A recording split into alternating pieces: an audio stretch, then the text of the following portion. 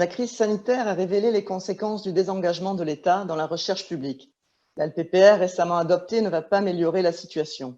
Cette vision compétitive et marchande de la recherche pénalise la recherche pérenne et fondamentale, nécessaire pour faire face aux prochaines crises sanitaires et climatiques notamment.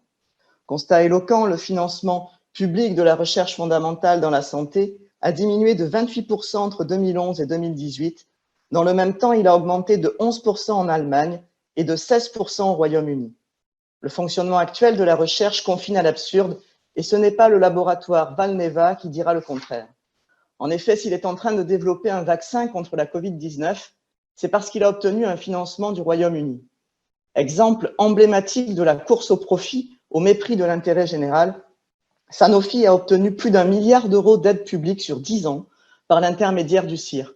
Le groupe annonce un chiffre d'affaires de 9,48 milliards d'euros et a versé 4 milliards d'euros aux actionnaires en 2020. Pourtant, depuis 2007, sur 6 000 emplois dans la R&D, presque la moitié ont été supprimés et Sanofi annonce la suppression de 400 postes supplémentaires. Comble de l'ironie, le groupe a démoli il y a quelques années à Montpellier un site industriel de 9 000 m² destiné à la R&D, construit en 2012 et qui n'a jamais servi, 107 millions d'euros jetés par la fenêtre. Pensez-vous que l'État devrait investir davantage dans la recherche publique? Que préconisez-vous pour donner un nouveau souffle à la recherche fondamentale et clinique et également pour que les chercheurs puissent travailler sereinement, sans être mis en concurrence, ni courir après les financements? Enfin, pensez-vous que les brevets des vaccins sur la Covid doivent être levés et appartenir au domaine public? Je vous remercie. On est payé 4 à 5 fois moins cher qu'aux États-Unis, en Suisse, en Angleterre. C'est une évidence.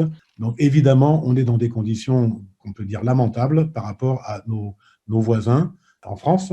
Dans le domaine de la santé, on l'a cruellement vu avec la crise du Covid, on a pris un retard terrible. Ce n'est pas à moi de critiquer, bien évidemment, le fonctionnement Sanofi, mais j'aurais 1000 fois préféré que Sanofi prenne notre vaccin plutôt que Merck. Effectivement, la recherche française doit mieux payer ses chercheurs.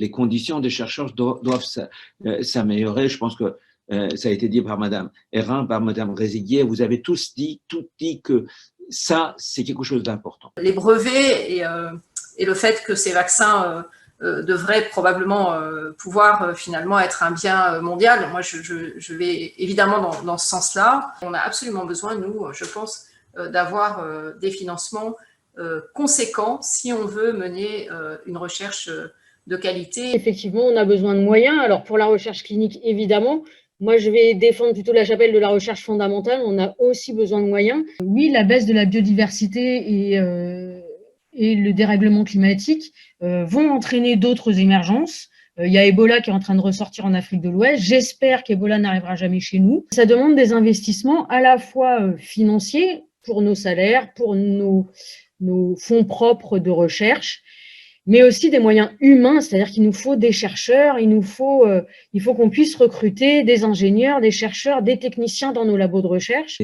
On aura d'autres épidémies, ça c'est sûr.